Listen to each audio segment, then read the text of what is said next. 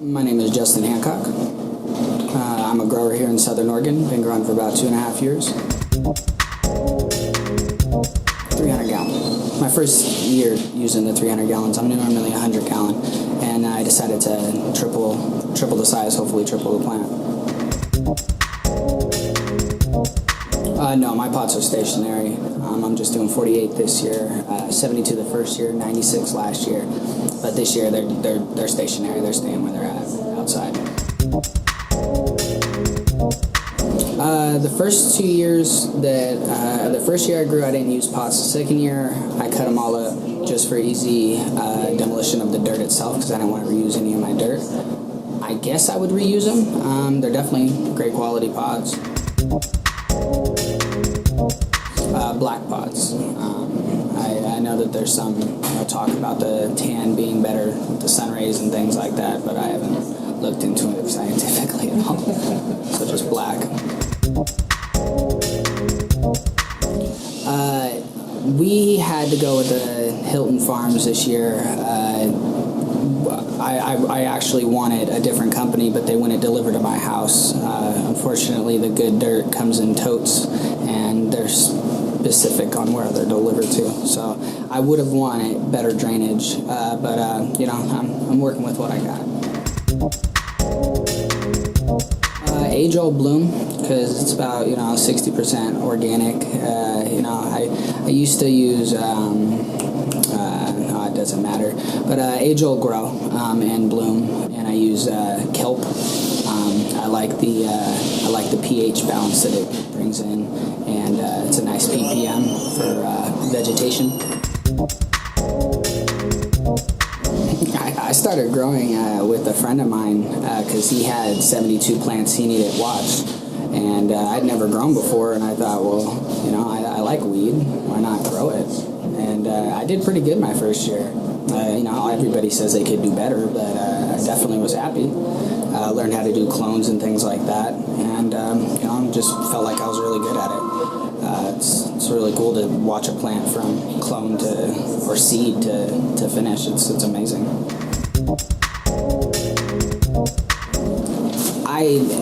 I wish we did some light dep and some indoor. We're very behind on everything. We just do one harvest, the October harvest. Unfortunately, right now. Next year, we'll have several light deps, I believe. We're too behind. It's kind of sad.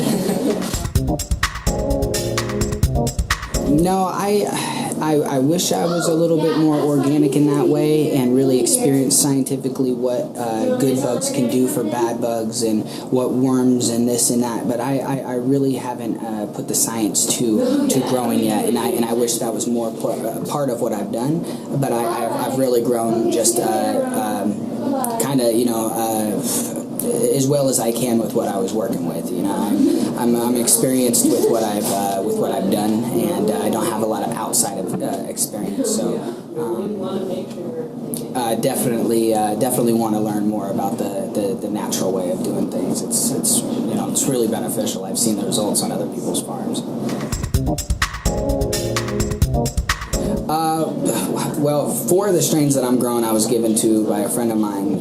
He gave me some cuttings, and I just happened to grow them all into mothers and put them out in my field because they got so big. But I got Incredible Bulk, Bubba Kush, Synex, and then the strains that I like to grow that I've been growing for 2 years now is Trinity and Blue City Diesel. A new one to me is Headband that I'm growing, Lemon Diesel, and Pineapple Express and Master Kush. I just have the 2 pineapple. I have 1 pineapple, 1 master. I would have liked to do more, but we're gonna see what they do this year. And then I'll pick the strains that I grow. I don't like too much variety. Realistically, it's good to have a couple strains and just grow them well instead of having several varieties and having okay this and okay that. I just want the best. It's important to me. Nothing, man. I've tried, where we grow is the flattest land possible. We don't really mess around with the hills and things like that. A lot of growing is location. You have to set up the right location, or your plants are going to yield 40% less, 60% less. You have to maximize your opportunity, or you're never going to maximize your potential. Do I transplant? Yes, of course. I believe taking cuttings of plants is important. Unfortunately, taking care of the cuttings is another thing that you forget about because you have your field. A lot of people forget that everything needs its own divided attention, whether it's changing the water in the cloning box, or pHing the water, or actually making sure the water temperature is right, because all that depends if your cutting is actually going to grow.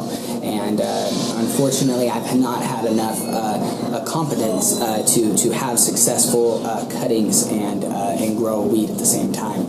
Because by the time the cuttings are ready to go into pots, I have to take out the weed to dry it, and you need a big facility. It's really important to either have a big facility for cuttings or to have something consistent.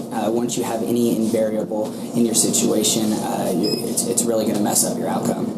Everything has to be done the same every single time if you want positive results. Billions. I honestly think everything is going to be cannabis. We're going to have soccer teams sponsored by dispensaries. We're going to have buses with big-ass pot leaves on the side of them, because it's going to be decriminalized eventually, and I realistically believe it is the thing of the future. Whether it's clothes from hemp or paper, and they stop cutting down these damn trees. I really believe in the cannabis industry, and I hope that we're 5 steps ahead of everyone, but everybody smokes pot, and we'll probably be a couple steps behind, but it's going to be a thing of the future, man. I'm definitely sure of that. Money. I was actually really tight on cash. I just had a daughter, and the weed industry was definitely booming. Like I said, my friend brought me into this to take care of some of his plants, and I knew once the patients were taken care of that the profit was mine after I finished taking care of everything. And I saw the numbers. Productively growing pot is a very profitable thing. Done right. Growing pot and not doing it right is a very much a waste of your money. Anybody can grow spider mites and powdery mildew. Actually, you can grow them really well because you don't have to try hard. But sorry. Awesome. No, it's great. Ask questions. Don't assume anything. No matter how many years you've been growing, or how many things you've grown, marijuana is different. Everyone will tell you that it's a weed and you just stick it in the ground and it'll grow. You're right, it will grow. Will it grow the best weed? Never. Will it grow good weed? Never. I believe that asking questions is more than important in this cannabis industry. When your plants start to wilt, when you have a discoloration, when there's browning on the tips of the leaves, when you have yellow on the tips of the leaves, what does all this stuff mean? Well, the more questions you ask, literally you're setting yourself up for success. The more that you keep to yourself, the more that you're guessing about, you're guessing if you're going to have a good harvest or not. The more confident you are, the more confident your plant will be.